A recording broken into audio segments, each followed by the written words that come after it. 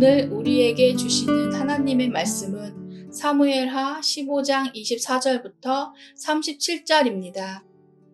보라, 사독과 그와 함께한 모든 레위 사람도 하나님의 언약궤를 메어다가 하나님의 궤를 내려놓고 아비아달도 올라와서 모든 백성이 성에서 나오기를 기다리도다. 왕이 사독에게 이르되, 보라, 하나님의 궤를 성읍으로 도로 메어가라. 만일 내가 여호와 앞에서 은혜를 입으면 도로 나를 인도하사 내게 그 궤와 그 계신 데를 보이시리라. 그러나 그가 이와 같이 말씀하시기를 내가 너를 기뻐하지 아니한다 하시면 종이 여기 있사오니 선이 여기시는 대로 내게 행하옵소서 하리라. 왕이 또 제사장 사독에게 이르되 내가 선견자가 아니냐. 너는 너희의 두 아들 곧 내 아들 아히마아스와 아비아달의 아들 요나단을 데리고 평안히 성읍으로 돌아가라. 너희에게서 내게 알리는 소식이 올 때까지 내가 광야 나루터에서 기다리리라 하니라. 사독과 아비아달이 하나님의 궤를 예루살렘으로 도로 메어다 놓고 거기 머물러 있으니라. 다윗이 감람산길로 올라갈 때에 그의 머리를 그가 가리고 맨발로 울며 가고 그와 함께 가는 모든 백성들도 각각 자기의 머리를 가리고 울며 올라가니라. 어떤 사람이 다윗에게 알리되 압살롬과 함께 모반한 자들 가운데 아히도벨이 있나이다 하니 다윗이 이르되 여호와여 원하옵건대 아히도벨의 모략을 어리석게 하옵소서 하니라. 다윗이 하나님을 경배하는 마루턱에 이를 때에 아렉 사람 후세가 옷을 찢고 흙을 머리에 덮어쓰고 다윗을 맞으러 온지라.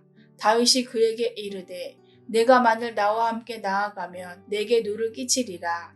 그러나 내가 만일 성읍으로 돌아가서 압살롬에게 말하기를 왕이여 내가 왕의 종이니이다. 전에는 내가 왕의 아버지의 종이었더니 이제는 내가 왕의 종이니이다 하면 내가 나를 위하여 아히도벨의 모략을 패하게 하리라. 사독과 아비아달 두 제사장이 너와 함께 거기에 있지 아니하냐. 내가 왕의 궁중에서 무엇을 듣든지 사독과 아비아달 두 제사장에게 알리라. 그들의 두 아들 곧 사독의 아히마아스와 아비아달의 요나단이 그들과 함께 거기에 있나니 너희가 듣는 모든 것을 그들 편에 내게 소식을 알릴지니라 하는지라. 다윗의 친구 후세가 곧 성읍으로 들어가고 압살롬도 예루살렘으로 들어갔더라. 아멘. 다윗이 참 처량하게 되었습니다. 아들 압살롬의 반역으로 인해 왕궁에서 쫓겨나고 있습니다. 압살롬은 반역을 위해 4년을 준비했습니다. 아버지 몰래 군대를 훈련시키고 민심을 도둑질하고 나라를 어떻게 다스릴지 정치적 계획도 세웠습니다. 다윗은 전혀 눈치를 채지 못하고 있었습니다. 갑자기 압살롬이 예루살렘을 쳐들어왔기에 전혀 대비하지 못하고 쫓겨나갑니다. 그만큼 준비했으면 정치 구단인 다윗이 알 법도 한데 전혀 예기치 못한 상황을 만나 소스라치게 놀라고 참 처량하게 쫓겨가는 신세가 되었습니다. 사랑하는 아들의 반역은 얼마나 다윗 자신을 비참하게 만들었을까요? 그는 방어할 겨를도 없이 신발도 신지 못하고 탈출했습니다. 그를 따르는 수백 명의 부하들을 이끌고 요단강 국경까지 도망쳤습니다.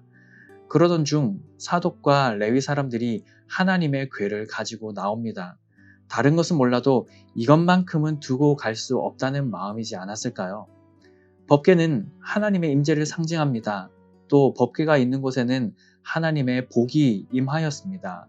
위기 가운데 있었던 이들에게 하나님의 궤가 함께하는 것은 큰 위로가 되었을지도 모릅니다.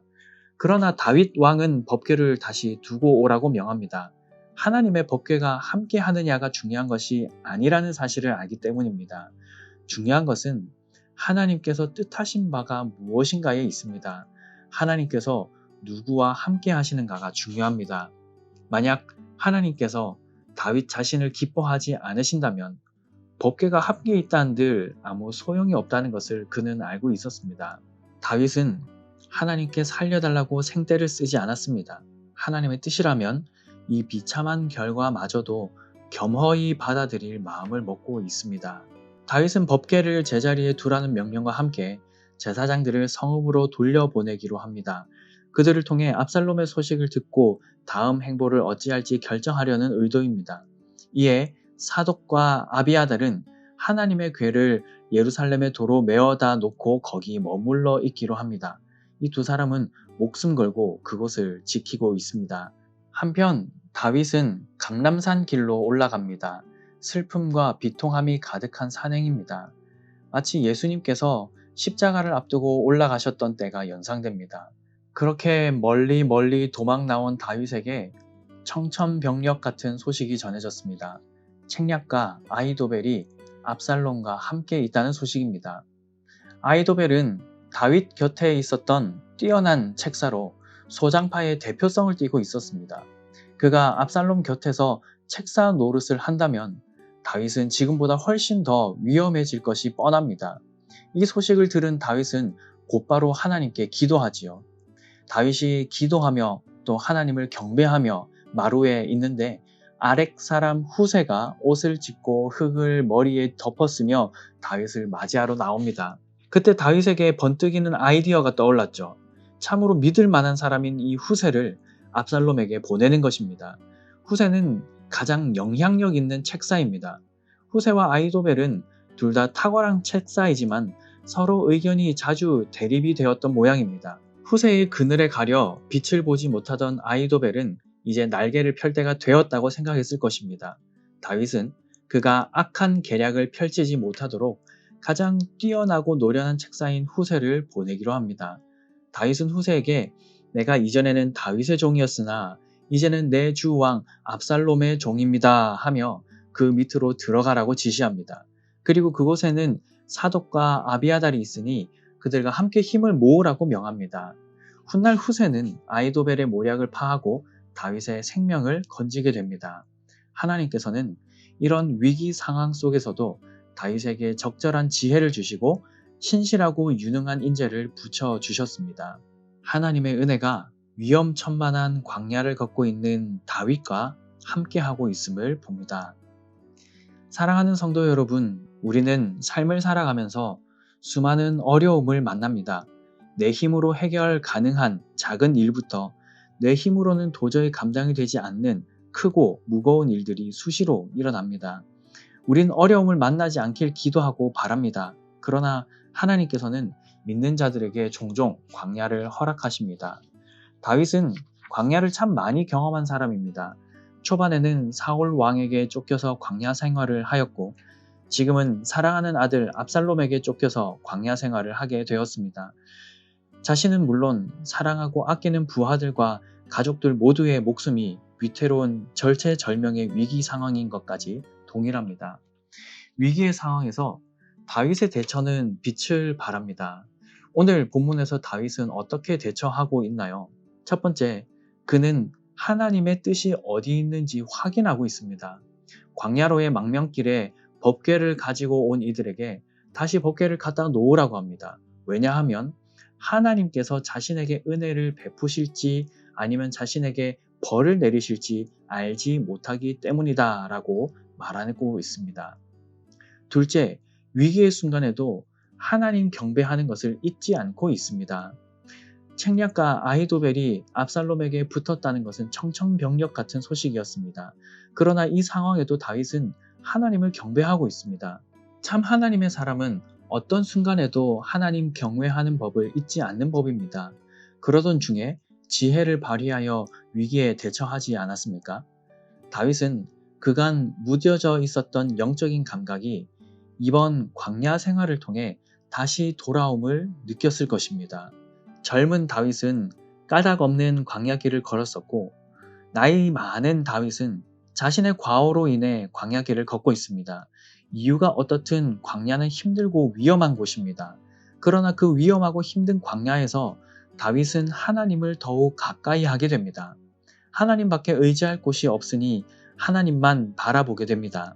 다윗은 광야에서 다시 한번 나의 도움은 오직 여호와 하나님에게서 온다라는 사실을 온몸으로 경험하였습니다. 우리도 인생의 광야를 만날 때가 있습니다. 나의 실수와 잘못으로 인한 광야이든 하나님께서 허락하신 까닭 없는 광야든 상관없습니다. 전능하신 하나님은 우리의 아버지가 되셔서 우리의 삶을 지키시고 보호하시며 함께 하십니다. 그러므로 우리도 다윗과 같이 대처해야 합니다. 하나님의 뜻이 어디 있는지 확인하는 습관을 가져야 합니다. 어떠한 순간에도 하나님 경배하는 것을 잊지 말아야 합니다. 왜냐하면 나의 도움은 오직 여호와 하나님에게서 오기 때문입니다.